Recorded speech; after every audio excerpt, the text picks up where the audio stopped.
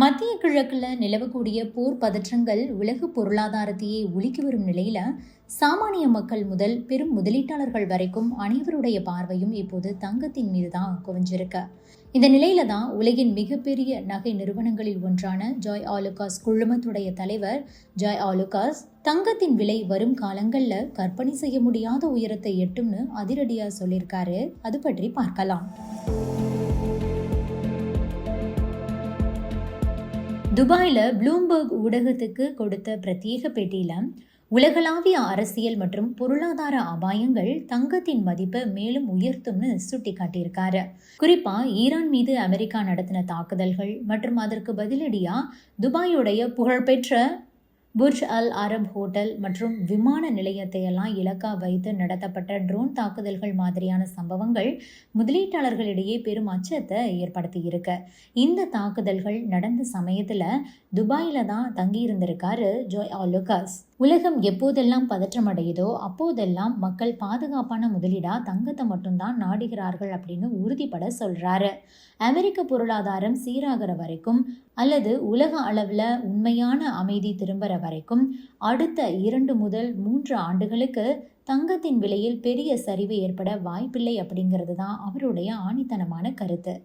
கடந்த ஓராண்டுல மட்டும் தங்கத்துடைய விலை சுமார் 75% உயர்ந்து 1 அவுன்ஸ் $5,000 அப்படிங்கிற வரலாற்று சாதனையை எட்டி இருக்கு. சுமார் $5.8 பில்லியன் சொத்து மதிப்பு கொண்ட ஆலுகாஸ் தனது 200க்கும் மேற்பட்ட கிளைகள்ல சுமார் 16,000 கிலோ தங்கம் மற்றும் ஆபரணங்களை கையிருப்புல வச்சிருக்காரு. விலை உயரும் போது கையிருப்பில் இருக்கக்கூடிய தங்கத்தின் மதிப்பு கூடுது அப்படின்னாலும் புதிய இருப்பு வாங்கும்போது அதிக முதலீடு தேவைப்படுறது ஒரு சவாலாக இருக்கிறதாகவே குறிப்பிடுறாரு. இருந்தாலும் நீண்ட கால அடிப்படையில் தங்கத்தின் விலை ஏறுமுகமாகத்தான் இருக்கும் என்பதால் விலை ஏற்ற இறக்கங்களை சமாளிக்க முடிகிறதாகவும் விளக்கியிருக்காரு. இந்த விலை உயர்வு நுகர்வோரின் வாங்கும் முறையில மாற்றங்களை கொண்டு வந்திருக்கு. முன்னதாக ஆபரணங்களா மட்டுமே தங்கத்தை வாங்கி வந்தவங்க இப்போது முதலீட்டு நோக்கத்துல 10 கிராம் மற்றும் 50 கிராம் எடை இருக்கிற வெள்ளி மற்றும் தங்க கட்டிகளை வாங்க தொடங்கியிருக்காங்க. விலை உயர்வால நுகர்வோருடைய வாங்கும் திறன் பாதிக்கப்பட்டாலும் திருமணங்கள் மற்றும் பண்டிகைகளுக்காக குறைந்த எடை இருக்கிற ஆபரணங்களுக்கு இப்போ மவுசு கூடியிருக்கு.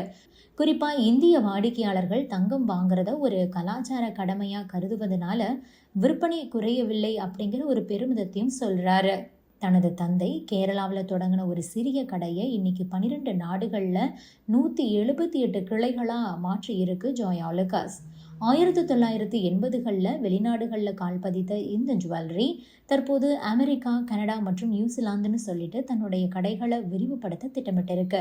உலக அரசியல் சூழல் எப்படி மாறினாலும் தங்கம் எப்போதும் தனது மதிப்பை இழக்காது அப்படின்னு நம்பிக்கையோடு இருக்காரு ஜாய் ஆலுகாஸ்.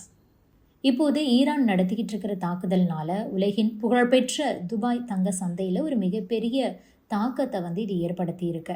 இந்த போர் காரணமாக விமான போக்குவரத்தும் தடைப்பட்டுள்ளது.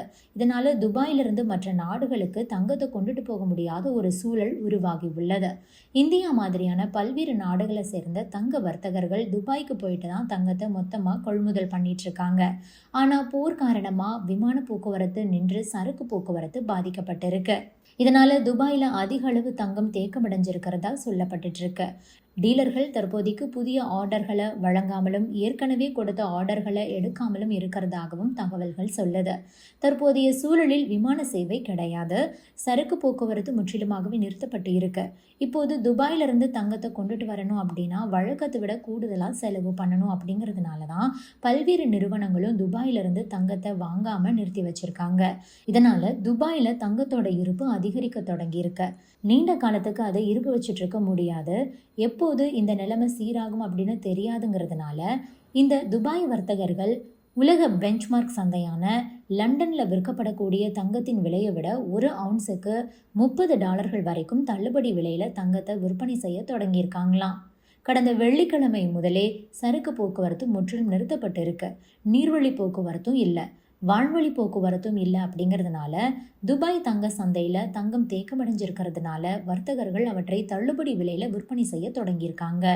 ஆசிய நாடுகளுக்கு தங்கத்தை சுத்திகரித்து ஏற்றுமதி செய்யறதுக்கு ஒரு முக்கியமான மைல்கல்லா திகழ்றது துபாய் தான். அது மட்டும் இல்லாமல் இங்கிலாந்து மற்றும் பல ஆப்பிரிக்க நாடுகள்ல இருந்து தங்கத்தை ஏற்றுமதி செய்யறதுக்கான ஒரு வழியாகவும் துபாய் தான் பயன்படுத்தப்படுது. ஆனால் ஈரான் போர் காரணமாக துபாய் வான்வழி மூடப்பட்டுள்ளது. பயணிகள் விமானம் மட்டும் அவ்வப்போது இயக்கப்பட்டு வருது. வழக்கமாகவே தங்கம் பயணிகள் விமானங்களில் சரக்கு பெட்டிகளில் கொண்டு செல்லப்படும். ஆனால் இப்போது விமான சேவை நிறுத்தப்பட்டிருக்கு. அதனால தரை வழியாக அதை கொண்டுட்டு வரதும் பாதுகாப்பில்லை. கப்பல் வழியாக கொண்டுட்டு வர்றதுக்கும் அதிக செலவு. அப்படிங்கிறதுனால வர்த்தகர்கள் எந்த தங்கத்தையும் அங்கிருந்து கொண்டுட்டு வராமல் நிறுத்தி வச்சிருக்காங்க.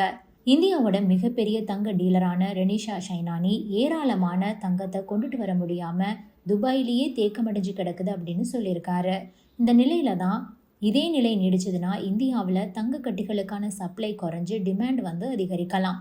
தற்போதைக்கு இந்திய சந்தையில் போதிய அளவு தங்கம் கையிருப்பு இருக்கிறதாகவும் சொல்கிறாங்க.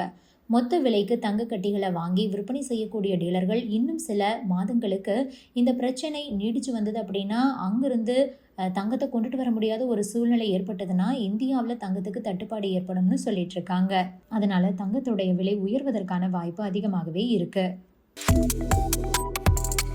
Subscribe to One India and never miss an update.